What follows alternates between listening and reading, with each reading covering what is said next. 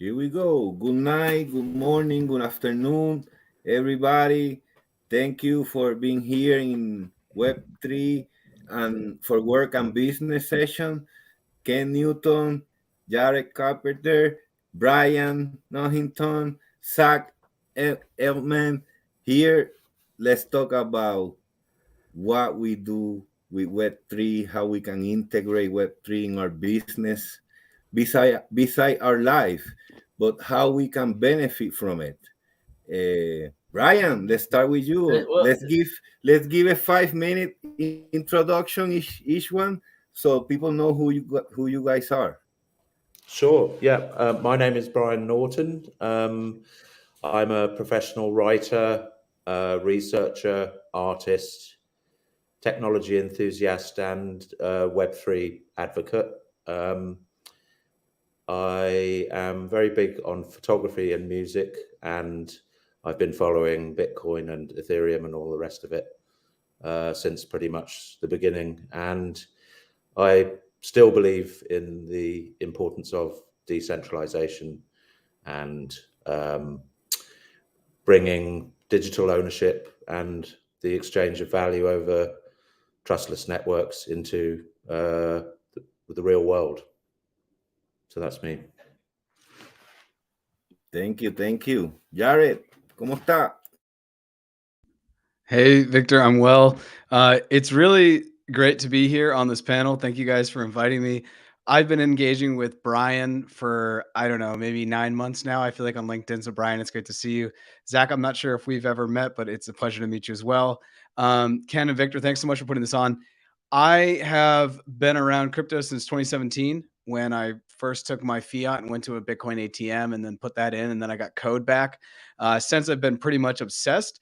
But as I say often, as you guys follow, especially on Not Crypto Bros, I was kind of quiet about it in 18 and 19. I think there was a lot of shame about it. When you talk about it, people looked at you as though you thought it was more conspiratorial. It was aligned with more conspiracy theory. And then so in 2020 with the pandemic basically being inside, I think all of us maybe tapped back into a different network, hopped on LinkedIn.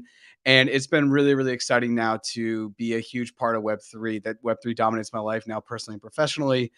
And I am very excited. I actually have on, and I'm going to throw out the swag. I have my More Than Blockchain sweatshirt finally on. Victor, you'll be getting one of these in the mail someday. And so I run More Than Blockchain, which I'm hoping to turn into a larger media presence. And maybe now I'll be using Chat GPT to help me write some of those things. I know this isn't the AI panel, but that's also fascinating. And I have Not Crypto Bros with Grant and Jay, and many of you have hopped on that, and we thank you for that. And in the new year, I'm going to be dropping a show that I think actually Victor should probably be a part of, but it's going to be called Lunch Money Gems. And that is going to be total degen. It's going to be on YouTube.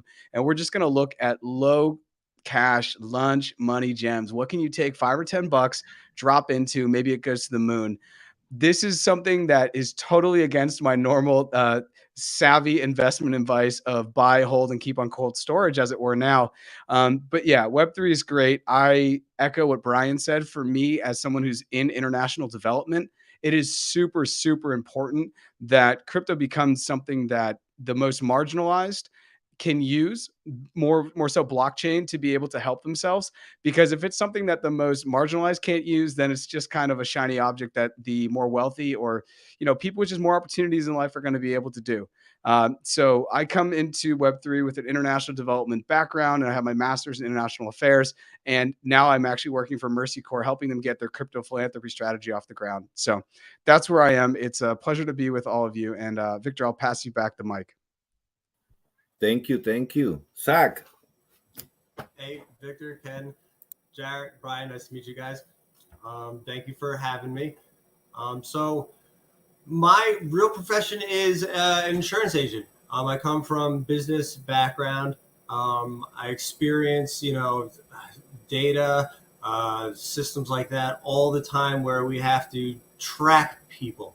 Blockchain is the perfect way for us to do that without having to worry about all this extra security that we do today. I came into crypto full time, I guess, around last year. I've been doing programming, Solidity. It's been a trip. It's a lot of fun learning how to do this stuff, making this stuff, and really being at the forefront of this technology of Web3, being able to build the things that we want it to be. It's super exciting. I'm extremely grateful for Ken and Victor to bring me on board to do this. It's just been a total pleasure. Oh, it's been our pleasure, man. I'm Ken Newton. I'm the co-founder of the Artist Director, the Artist Collective. I wanted to thank Charlene Nichols and the Omniverse City and her whole team for hosting this and really giving us a place to have everything happen in an amazing way, right? Like, it's definitely not low budget. Everything is top notch, and working with the Omniverse City and Charlene's team has been really good over the last few days. We pulled this together in just literally a couple of weeks, and the response has been overwhelming. So we're really just wanted to give a shout out to Charlene and her team and the Omniverse City. My background, I went to university for art. While I was in university, I worked for myself as a web developer. I ended up getting on in enterprise, eventually working for Tulane. Went into commercial worked for small application development teams. Then I worked at KPMG and so forth. But I ended up at like 52nd Street in New York City, working on the 80th floor of some building, and I was miserable. And after the pandemic, I found my way where I'm at now, working from home. I've always been working internationally for the last at least 6 years. So it was the pandemic.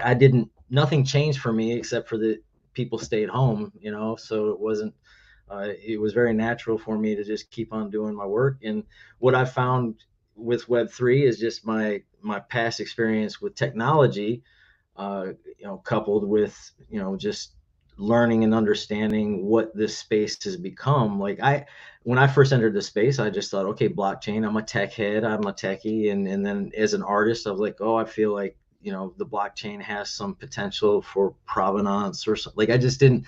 I knew there was something there, but then what kept me in the Web3 space last year and really made me solidify that I want to be here is just the people. Everyone who's still here today after the market crash and after the winter and all that stuff, everyone that you see on this panel is legit. They work together, they promote each other, they help each other grow.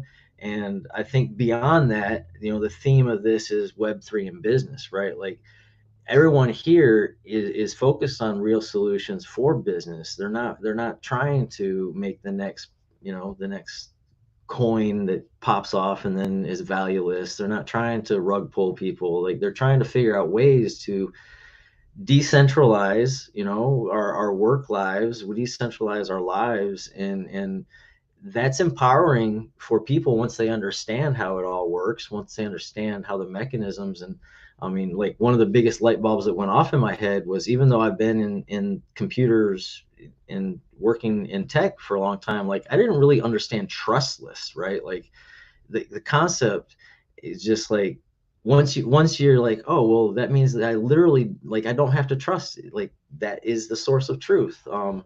It's liberating, because now we have something that we can use to do X, Y, and Z that's been missing. And there's a convergence of all these technologies. Web3 does have a habit of saying everything belongs in Web3, but that's not my battle. I think that Web3 is an umbrella of technologies, but it's more of a mindset. I think that the technologies within Web3 might change quite literally within the next year, just because it's a movement, it's an idea, it's a mindset. And the theme of this is just like the professional part of it, what we're doing in the industry to show the value, especially now with the market down. So I thank all the panelists. Thank you guys for coming. This is going to be a good talk. So I have a question now. So we go in Web3, decentralization. So in the podcast area, Jared, how do you see podcasting how do you see your interaction with your fans before the Web3 or this evolution that is happening? How do your reaction on that? Yeah, that's a really good question. I decentralization and Web3 and putting stuff on chain is going to absolutely transform podcasting. And I'll get into that after I hopefully try to answer your question. When I actually started podcasting, it was in June of 2020. And I can get into a longer story, but basically, I was trying to create a product or something of value to the world that I could do from anywhere. After the pandemic happened, and I basically lost a business overnight because it was tied to basically international travel, I said to myself, what can I do that I can do from anywhere? And I just literally need a mic.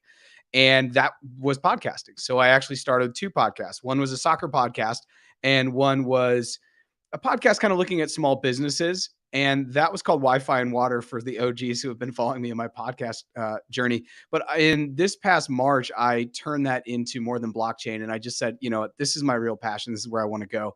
And since doing that, it's been amazing. I now have connections on every single continent because of Web3 and podcasting. And I think podcasting goes totally aligned with Web3, at least right now, with the engagement with people, because it's something you can do passively. Even today, I was out doing errands. I was at Home Depot and Target, just doing some basic weekend stuff.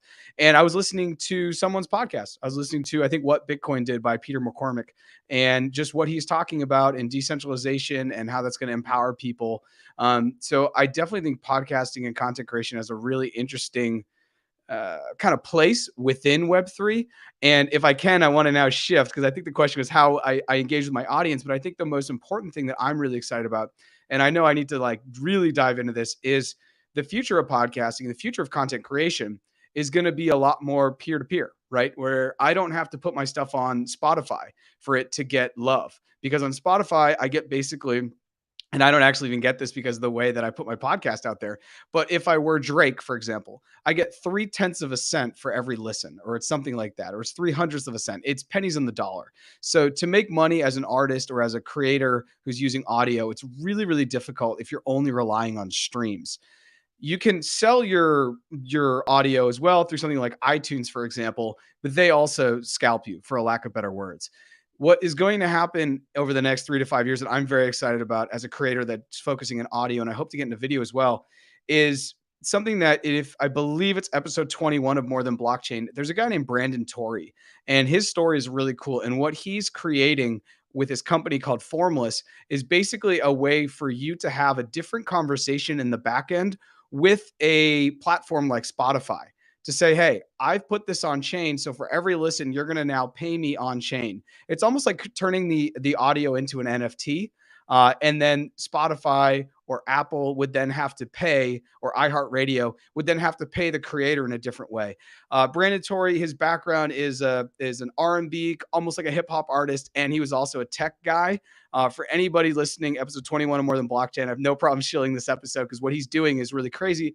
And I call him the Sean Parker of Web3. And I'm super bullish on his project. He's also located in Boston. So he and I in the new year are definitely going to collaborate, because I want to put all of my episodes on his platform, which is called Sure, and then really start to see how I can, in the back end, have a different conversation with Spotify to hopefully get paid a little bit more for what my creation is worth. And I think that we're seeing that already. I think, with NFTs and art, that's a basic one. We're going to start to see that with audio creation, and then in the kind of, what is it? Watch to earn. That's going to happen soon with Google, with what am I trying to say? Plugins, where you're going to just basically connect your MetaMask, and then you're going to buy someone's token on YouTube, and then you're going to watch them, and they're going to pay you in their token.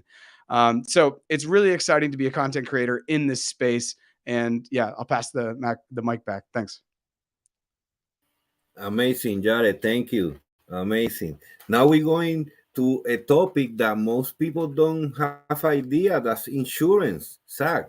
Beside the knowledge that you have in the contract, we have been talking about, if I have my piece is physical, but my provenance is an NFT, I can insure it. That, can you brief a little bit to the audience about that? Yeah. So insurance generally is not going to insure your NFT, your digital collectible.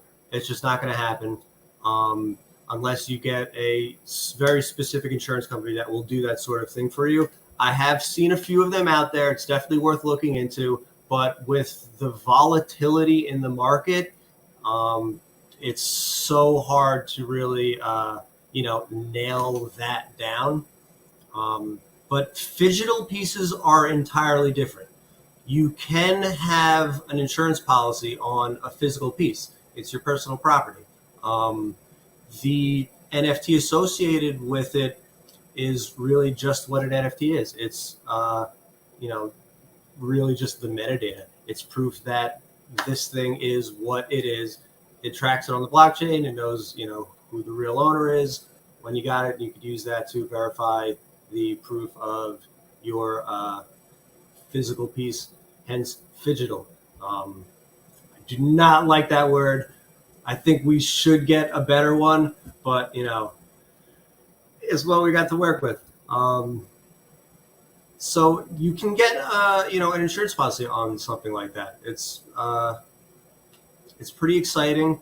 I haven't really seen it yet because it's so new, but it's definitely possible. So from your research or from your understanding, it's not a different insurance at all. It's just insuring your property as normal, and then the NFT can be used as extra provenance. Or let's say your receipt gets burned in a fire, you've got the NFT. Yeah, exactly. Correct. That happens all the time. People are always looking for some sort of file that they lost, any sort of documents like that. You don't have to worry about that anymore. It'll be on chain. Even if you end up losing your wallet and access to your keys, that information is still on chain. You'll still be able to get it. It's not going anywhere. And at the same, on the side of authenticity, now the insurance company feel more comfortable because they see all the information in chain, who was the previous owner, and so on, so on. So I'm not getting a fake provenance. I'm going to insure something that I see the history on chain. So, Ryan, how do you see this type of environment, you as a writer, and how writers can benefit from it? Web3, you mean? Yes. Well, I think there's a really important role for storytelling to play in Web3 and crypto more generally, in terms of the fact that it's such a complex topic for a lot of people, and it's very difficult for projects to differentiate themselves. And the information environment is really crowded and difficult to cut through. So I think storytelling becomes somewhere that a project, an NFT collection, whatever, a layer 2, and any kind of crypto project requires strong storytelling in order to connect with communities and customers and network users. Yeah, so I think storytelling is really important, particularly written. Yes. No, I see a lot of the storytelling. I see a lot about community, but like I talking, I'm coming from e-commerce 2008, doing business online, eBay, Etsy, Bonanza, you name it, and it was a different interaction of the community because there was no community at all. You got people following you, following your art or the pieces that you're collecting and you're selling. And for example, in eBay, it was 2008, it was the bubble crash. I was doing super great, selling 30, 40 pieces a week in eBay, taking 20 pictures, because for me, community is important and all this detail. But if you don't have this interaction, you just let's fucking go, blah blah blah. you're not gonna make that trust to your collector or to your audience. So if businesses like mine, online businesses, was able to make it before all this community and Web3, now it's more easy, but at the same time it's more hard because people is not concentrating in the product, is concentrating in some other different aspect of the product. So, but at the end, the talking is important, but the execution of you having the sale, that's what it means in here. The interaction with the collector. So I'll give you an example. The other day I post a piece from one of the panelists, Michael, and a collector jumped and make a comment. And I comment back. He jumped in the comment and he got the sale right away. Why? Because he, beside I support him and the person trusts me, example, but as soon he jump, it give that trust. That's what Jared said, that connection between peer to peer. That's what I think in Web3 is a game changer. In the artist side, royalties. Now you're able to get your royalties. That's super important. But I think if we split Web3 from crypto, we will have a more sustainable ecosystem. That's why Artist Collective and Ken, we're trying to do art in US dollar. Why the artist or why me as a collector have to get hurt by the volatility of crypto market? It doesn't make no sense.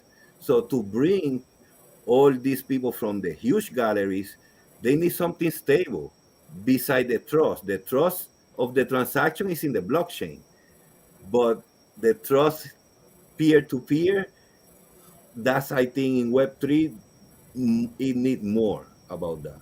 What are your thoughts? So really quickly to go back to the artist to collector interaction, that's something that Web3 can offer, that no other platform really can. One of the really exciting things that the artist collective can do is make contracts for artists that are essentially changeable. They're editable. The image can grow with the collector, with the artist as time goes on. It's something unique, like a direct link right to the artist. It's something very, very unique. Yeah, as an artist, I can speak to the business of creating Web3 products. I think that it's changing subjects really, but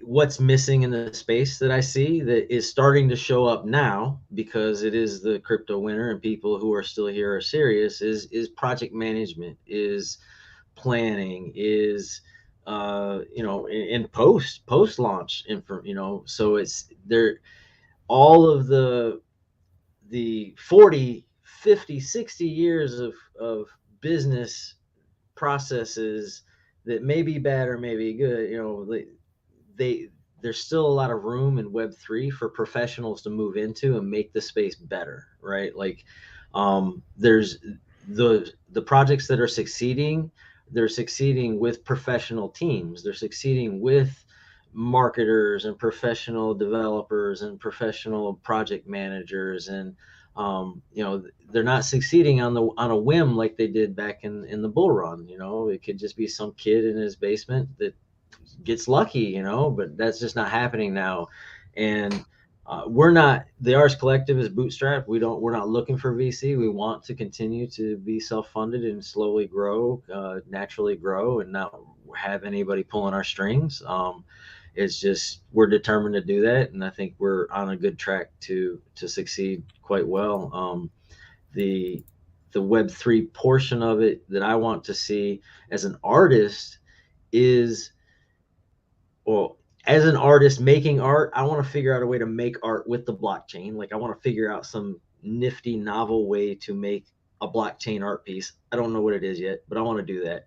But my artwork itself, like Zach's mentioned, we've all mentioned, is like it's the receipt, it's the provenance. You know, it is distributed ledger technology that is immutable, technically permanent. Permanence is a big word that people don't talk about much right now, but our data, when I started getting involved with technology, everybody was like, oh my gosh, we're gonna have petabytes of data. What are we gonna do? What are we gonna do? Well, we've proven what we're gonna do. We're gonna throw it away, right? Like we're just gonna throw it away. So permanence is going to become a more and more important thing, because believe it or not, is as much stuff as we know and we're recording and everything else, I think that we'll reach a crescendo or a plateau where we're throwing away as much as we're keeping. And we want to address permanence also in the idea of, I don't want to get off into metaverse or any of that stuff, but you know, Web3 is about these open technologies, is about interoperability, and that is an avenue towards interoperability. Is, you know, that is actually we need permanence in order for long-term metaverse interoperability, because you know, there's higher technologies, there's higher processes, more complex processes that we still have yet to get to in order to achieve Web3 utopia, right? Like no matter how much we talk about decentralization, there's still 5 ISPs that control all of the internet across the earth. We're not decentralized. No matter what we do, we're not decentralized, right? So my idea is that we're going to have to build a new network, right? Well, that network's going to have to build itself, be self-repairing and eternal. Like how, you know, for me, that's the next crux that we've got to come over, is how do we network ourselves together without a gatekeeper? And I think that we're going to achieve it one day, but we're a long ways away from it. I think that we're in a 20-year Web 2.5 era, you know, but it's good. It's good. And I like the idea of hanging on to Web3. I like the idea of innovation in the space and everything like that. So I'll stop talking. I wanted to add in something, because one of the things I've noticed is, well, as I now work for Mercy Corps, and it's a huge international NGO essentially.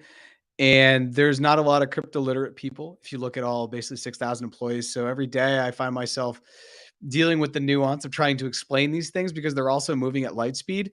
And Ken, you started off the conversation today talking about how this is a trustless space. And I think that that's one of the things maybe we all love most about it, where it's, you know, I love this idea of, I don't have to trust, I verify. But then there's the nuance, what Victor's saying, and Victor's like, no, Web3 is about trust, because in any community, there has to be inherent trust among the individuals to make the collective. Otherwise, it doesn't work. And this is where I kind of was talking about this week, the difference between Web3 and crypto, and how I know a lot of people that are in crypto that think Web3 is flimsy. And I know a lot of people in Web3 that are making real money that think crypto is a scam. And I think it really has to do with this juxtaposition and misunderstanding of trust, or, you know, the trust list, and then also the trust needed, or the needed trust, which I think is in Web3. And I think Web3 for a lot of people really comes down to probably a DAO or an NFT, at least as it is right now. And what we're seeing is that NFTs, people are just there for the money, right? Because Ken, as you've said, if you're still around now, then you're real. And I just put out a podcast recently about that, where I basically said, you know, if you're hanging around in in June 2023, when we're all still hanging around, not most, but there's gonna be a large majority of people that we've met through Web3 that just aren't going to be around anymore. They're going to move on to the new shiny object of AI or something else, or machine learning. Not that those things aren't, you know, tied into Web3, but I think taking your eye off the ball in Web3 right now is obviously not something you should do. But I think we all feel that way. But I would love to hear other people talk about this kind of really difficult thing where you have crypto, which underpins some of the value exchange on Web3, at least as financial or economic energy exchange, which is all about being trustless. Just verify. I love that idea. But then you have Web3, where it's like, you know what? I only want to get in a DAO with Brian, Ken, Zach, and Victor because I trust them. even if I've never met Victor, I trust him. I've seen what he's done, his proof of work, and the work that he's done in Web3. So I think breaking these things down, I mean, this sounds like a longer Medium article or a Mirror article. Maybe Brian can QB and we all sign on to. But I would love to hear what you guys think about that idea, because it just came full circle as we've talked about both a trustless environment that's decentralized and also one that needs trust that's decentralized. Yeah, I'll start off really quickly. I wouldn't be here at all if I didn't first choose an NFT that had a community that I inherently felt like I could trust. That's where I first met Victor. And, you know, that is a really important aspect of Web3. When I first you can shield the project, bro. You can shield the project. Crypto Rastas are great.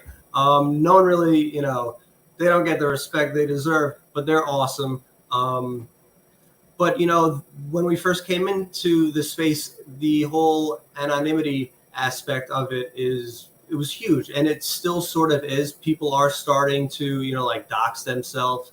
But originally it was very taboo. It still sort of is taboo. And I think once we really break that initial barrier, we'll start to get a lot more trust right off the bat from new users.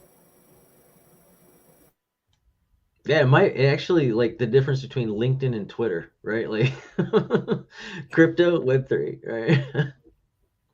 No, but I think like Jared says, the combination of when you mention somebody Web3, they think all in crypto.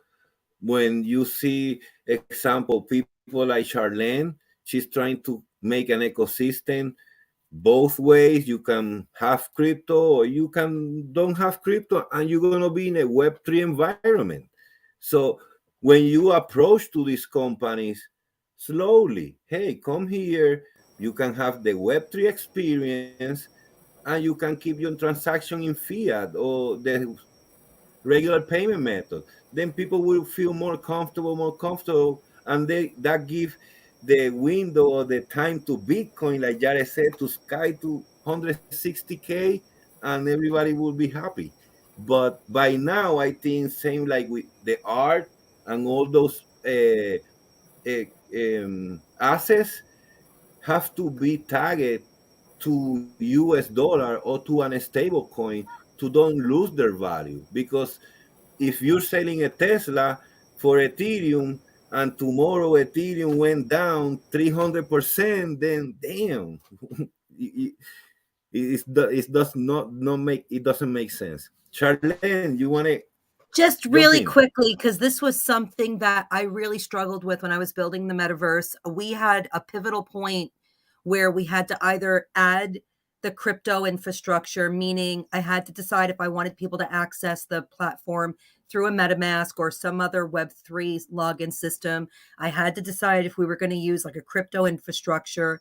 And in doing my research, and this is before FTX and before a lot of the fallback, I just didn't feel like there was enough information out there for me to feel comfortable saying to people who did not know this space at all, I'm going to add these elements and you can trust it. Because to your point, my network, which is thousands and thousands, and I've got over 20,000 followers in the optical and optometry network throughout all my channels. And I go on public stages and I meet these people face to face. And I have got to remain credible because this is a network of medical professionals. And if I go out there and say, you could trust this, they'll believe me and they'll follow me. But if they get burned, it'll be my fault. And I just did not feel, with all of the research I did, that there was a system that I could trust. And especially not the fact that I was so new to this space. And everybody, a lot of people criticized me for that from the Web3 space. I lost a lot of support from some Web3 followers because of it. But now look what happened. I mean, I'm so happy I took my time. I'm not saying I'm not going to add Web3. I'm talking to some amazing people that have these bridge solutions now that are like a middle ground where you can get this verification through even your email. There's some incredible new kind of hybrid technology out there. But I think if you earn trust, you've got to remember that to keep it, you've got to do your research and your due diligence. So that was like too much for me to resist. Sorry, Victor. Oh, No, thank but you. it's true. It's true. It's like we all, when we start in Bitcoin, at least the old schoolers, because we hear about somebody, and then if you hear it from somebody that you trust, then you put interest into it. So at the end, it's about trust, about the human trust beside the blockchain technology of trusting the transaction. Because if my friend didn't come, oh, this is the new money, check it out. Bitcoin was like $250 in 2013. And I was like, oh shit, no man, that's they sell that token. What are you talking about? That's gaming token. And then you get to learn. Then when you read the white paper, then then you back up. And the same way people, when after you learn, because it happened to you, Jared, to all of us, oh shit, Bitcoin this, then you go to your family and your family look at you like, what? Are you crazy? 10 years But later, they're still saying the same thing. but I think there's yes. I mean, Web3 for me, it's to do with culture and community and applications and the utility of blockchain, and crypto is kind of about money, really, isn't it? And I think the differences have been sort of drawn into sort of stark relief recently with the whole FTX thing. And the mainstream media probably don't really understand what crypto is anyway, but they've done a good job of sort of walking the tightrope with FTX and not really sort of distinguishing between CeFi, for example, which when you look at Voyager and Celsius and BlockFi and Alameda and FTX, and I've probably missed a couple, but they're all old school financial services companies. It's really got very little to do with crypto. It's and as why anyone would want to sort of be playing with leverage in such a volatile asset class is beyond me anyway. But yeah, there's a distinction, isn't there? There's this kind of just crypto was about escaping. It came in on the back of the 2008 financial crisis, and it was really a kind of a call and response thing to where the existing financial system had taken us to through the subprime mortgage crisis and the bailouts and all the rest of it. But we're back here again after X number of years with people playing the same games. And hopefully this is a wake-up call. One thing I've noticed is that there seems to be a kind of a move towards decentralization on the back of what's happened. A lot of funds were moved off centralized exchanges, and Uniswap did more volume, and there was a lot more going on in DeFi. Google searches for cold storage, and suddenly this old school, phrase, not your keys, not your crypto, came full circle. And maybe another generation of people finally understood what crypto is really about, which is not having counterparty risk, not needing it, not needing to trust a third party. So I think Web3 is more in tune with that than the world of CeFi. And also Brian, is how lazy is the human being, because they rather give the money to the bank and don't get educated and don't deal with, is my key my money. They rather easy give the responsibility to somebody else and just call customer service. Hey, I'll give you an example. We doing a business with a customer. They pay us with a check. It's gonna be almost 15 days, man. When if Jared was sending me a payment in Bitcoin, I would get in seconds. I was like, what the heck? That's why blockchain is so important, because you don't need to trust to nobody. And there's the trustless part, right? Now I got to call the bank. I got to trust the bank that what they're telling me is right. I'm sure they're not nefarious, but they're tired. They want to go home. They're going to make mistakes. They're going to get lazy. They're going to put things off. They're going to they're not thinking about fixing my problem, right? But on the blockchain, it's done, so it's just, yeah, it's definitely. And when we start to utilize not the crypto, the blockchain technology integrated more into the Web3, I think all business around all different areas will be more successful. It's just a matter of time. One of the things that I was thinking about, I was like, oh gosh, what are they going to ask me? Is Victor going to put me on the hot seat? What's Victor going to ask me? Thinking about Web3 and business, I think one of the paradigm shifts that I'm seeing in how things are run, if you just think about like a DAO, NFT project, maybe not so much, but a DAO or just the decentralization of how we do things is control. Most of corporate America or any corporation or any business is just about control. From the hierarchy on down, it's I control you, who controls that person, who controls that person, who controls that person. I make more money, and then that's how we flex, and that's how we show in this capitalist society. And I think Web3 really challenges, and the people that I've seen stick around Web3 and really succeed are really into trusting themselves first and foremost, trusting others, and imbuing that sense of community, and not this ego, like I have to have control on everything. And it's almost back to like when we were in grade school and we had to do like a school project or something, where you went over someone's house, and you had to get the paper out and really divide up and do that.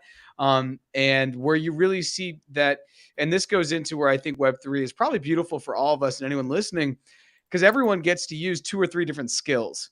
In the corporate structure we have now, it's kind of like you do one thing. Brian, you can only write. We only want to hear your ideas and write. Ken, you only design.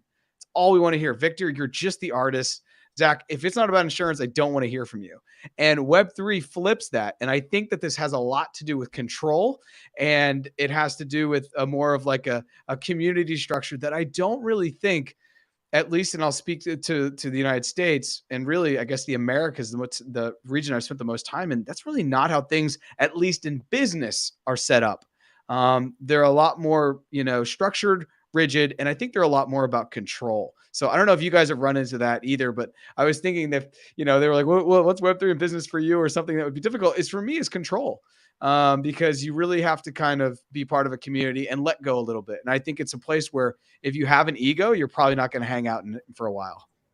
And so we've been doing this as independent contractors forever, right? Freelancers, independent contractors. We've been living the decentralized business life forever. So I think that the people who are predisposed to be independent are also predisposed to research crypto because of what it brings, and research Web3 because of what it brings. So I think that there's a personality type that is looking for these things already, and then the crossover is with people like here on this panel that want to share that information with other people and bring more and more people into it.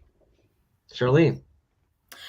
I'm so sorry, but yet again, and it's funny, this literally brought me here.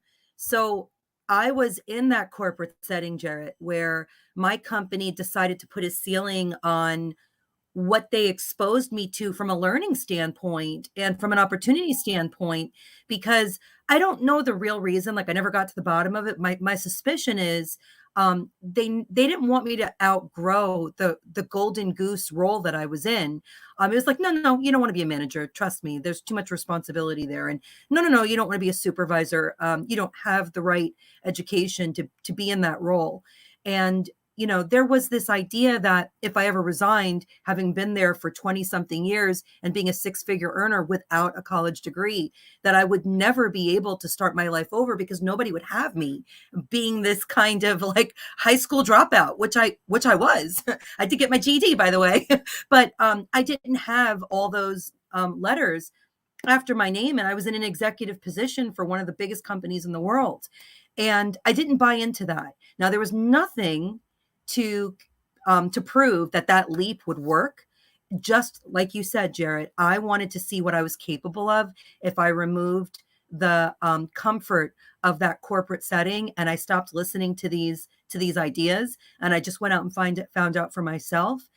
And I can't even believe how much I was capable of, because I didn't believe it. I just couldn't not believe it anymore. And I mean, I didn't know it would ever take me here. I didn't know I'd be here on a stage with some brilliant people launching a metaverse platform. I mean, think about that for a second. Had I not taken that leap of faith, I had nobody was hiring me. I wasn't taking a job. There was nothing supporting that income. I fought for every eyeball that's on us today, now, and continuing. But people really have to believe in themselves, because if you let someone control your narrative and who you are, the world will lose, not just you. I mean, people have this, people that have that like gut instinct, they have to listen to it. I'm sorry, Jarrett, you touched on something that I'm super passionate about.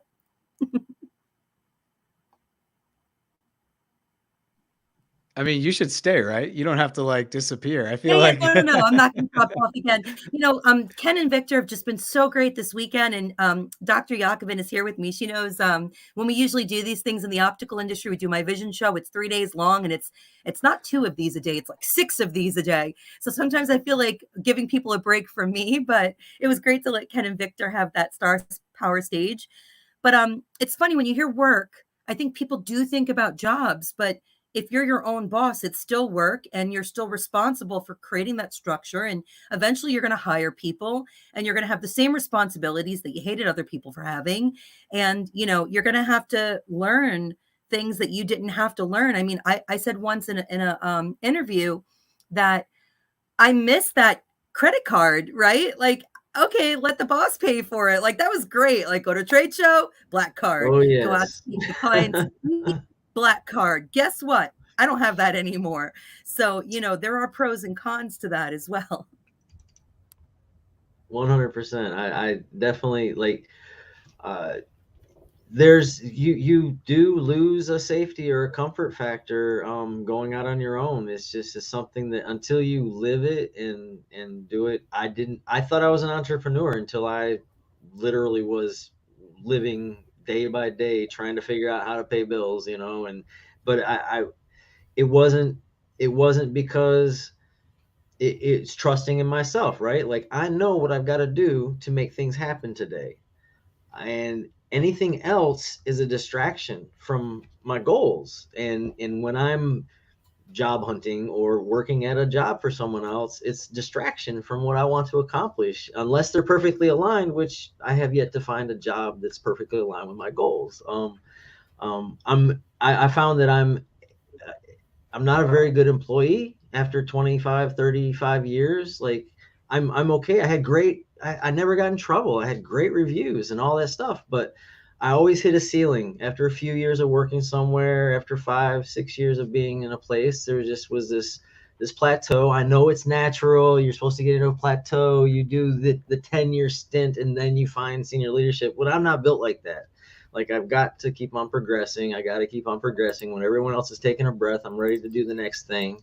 And as much as like the corporate America, or not even corporate America, but working for somebody else is like, man, like, I miss it a lot because of the stability, right? Like, it's absolutely, there's something to be said about it, but at the same time, I am so strong in of myself, getting up, doing what I got to do every day, that like, I just can't see myself going back into an office working for somebody full time. Now, I might not be a good employee, but I am one hell of a partner, and I'm damn good vendor, right? So I think I've found my way in the right space, and Web3 and the people that I found in Web3 have enabled that, instead of fighting me, instead of being competitors, instead of doing the wrong things around me. Like, the majority of everyone has just been top notch. So, and this is a testament to it. We haven't talked about this on this panel, and we have a few minutes left. I think it's a good subject to bring up while you're talking about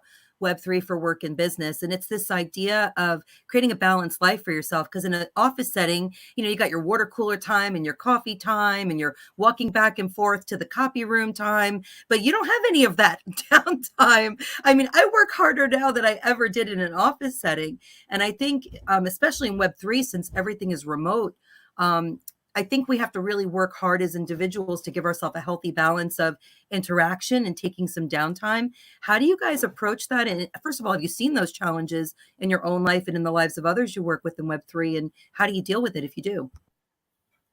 I look at a different way. For me, is freedom. So how much money worth your freedom? That's the way I look at it. If you want to live in the rat race with the stress and for Ken's stability, I said, because you want to be sure you're getting a check of this amount, you're giving all this freedom. That's not me. So I see Web3 as the door for you to conquer that freedom. You're going to have more time for your family, and there's no money that is going to give you that. So if you know how to utilize Web3 in your life, you're going to have so much freedom. That's my point of view, for you to enjoy life, because it's the purpose. When you die, you're not taking the money, you're not taking the NFT, and Web3, you're not taking neither. So if you utilize Web3 for your freedom, I think that's the best result you can get.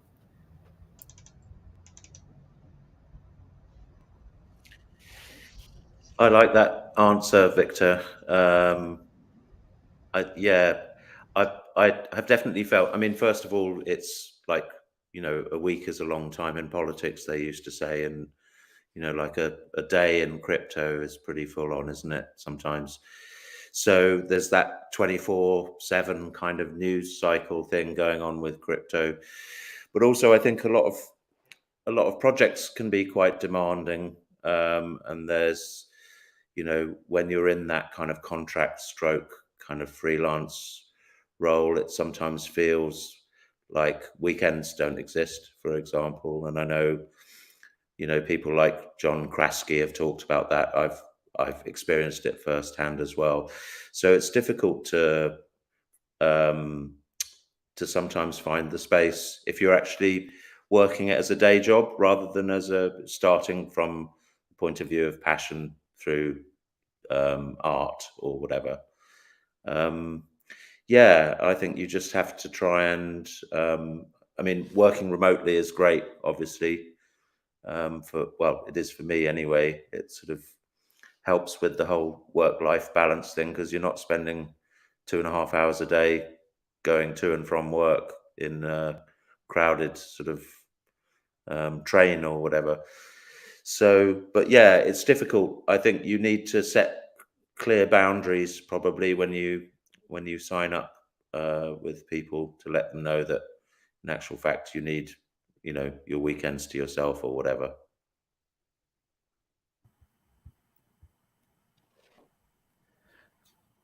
I'll go if that's cool. I think this is a really good thing, and I think this is not just Web3. This could also be asked to anyone that works remote. I've worked remote since 2015. So being location independent has always been something that has been really, really important to me. And I think of the way that you've just kind of said that, and then Victor's response, and Brian, what you've said. I'm going to make an analogy here, so we'll see if it takes or not.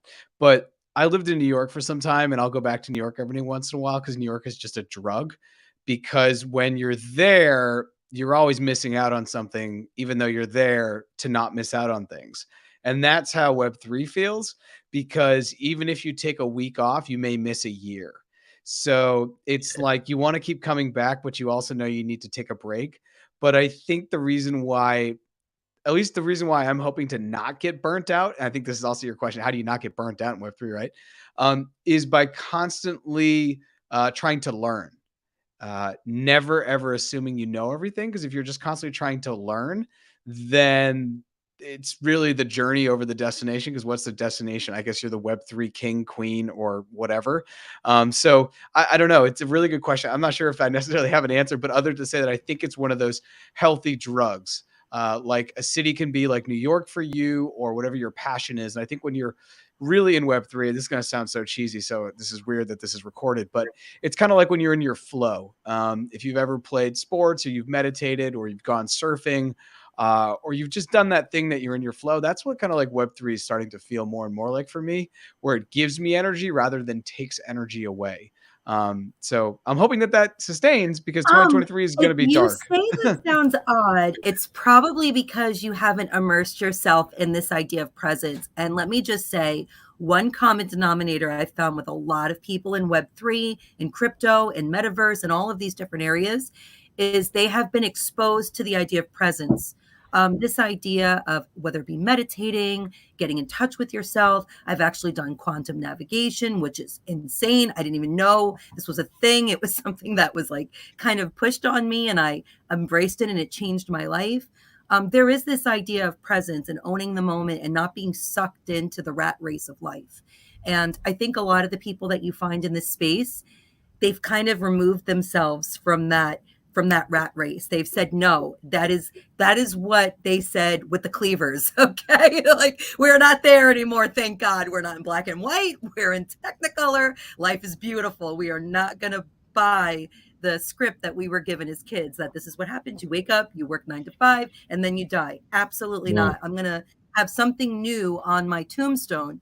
But I do believe, and I've felt it myself personally, well, I have to force myself to get out of my house with my kid so I spend time with him, because when I'm here, it's hard. You've got technology, you've got the computer, he's got the computer. I almost have to intentionally remove myself from technology just so I don't like embrace it. And as much as we're here to talk about technology, and I'm building a technology platform, hopefully it doesn't make me sound like a hypocrite, but I do believe that there's a healthy balance in life. And if we're going to be technology providers, we have to talk about this. And we can't be like the centralized economies that say, oh, you need 24/7 everything, get trapped in a VR headset for 3 days straight. No, we have to be responsible and say, okay, there is a healthy balance. And I'll leave with this. We're actually building a commerce area in the Omniverse City, which is going to have in the skyscrapers, you'll be able to build a headquarters. And we want people to be able to put pool tables in there and hangout areas in there, music areas in there, so that your remote team can come together and they can still team build, because you still need that. I mean, this is 6 people for an hour sharing their ideas, and it's much deeper than what you can get through a standard social media platform. And I think continuing to be creative like this is something we have to do if we want to push this whole narrative forward. I just want to say that work-life balance is a catchphrase that I've for some reason has stuck with me for a long time, and I like to say work-life harmony, because we have seasons in our life. There's sometimes that it's okay to work a lot. There's sometimes that it's okay to spend all day with your kids, and not feeling guilty for one or the other is a mature sign, or it's a sign of maturity in your work, because sometimes you have to work a lot, and you can still be healthy if you're in harmony, because you are still making sure you're feeding all of the parts of yourself. So work-life balance is definitely something to strive for, but I think harmony is a better word that captures what we're trying to do. That's really a great word. I like that a lot. You're good with that, actually, finding those good words, Ken. Thank you for having us for this talk. Like, this has been Yes, really cool. Thank you, Brian. Thank you, Yeah. Zach. Thank Day you, 2 Brian. was awesome. Thank you for having me. Enjoyed it. Yes. And thank you Jared, to all of you. Go ahead, Brian. I don't know if Jared got rocked. You see at the end, Jared, you got rocked. He's No. back. No, I'm here. Sorry, guys. So with that, we'll have to make sure that Charlene and the Artist Collective gets some podcast time there, Jarrett. Yeah, let's see. Let's talk with your team, and let's do more than blockchain live on the Omniverse. Oh, that'd be fun. Yeah, 100%. Oh yeah, we'd love to broadcast for you. Yeah, we're gonna 2023 is just the year of absolutely nothing. You can't do anything wrong in a bear market. So, you know, Yeah. No, but that's it. That the show you want to do for Degen, that's a good one.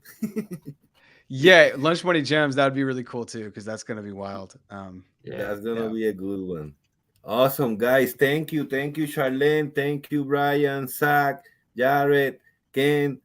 Amazing. And to our amazing Good audience, night. thank you so much for all the engagement and all the comments. And we will see you guys soon. Bye. See you Thanks. tomorrow. Tomorrow is fashion. Tomorrow we Yes, have tomorrow's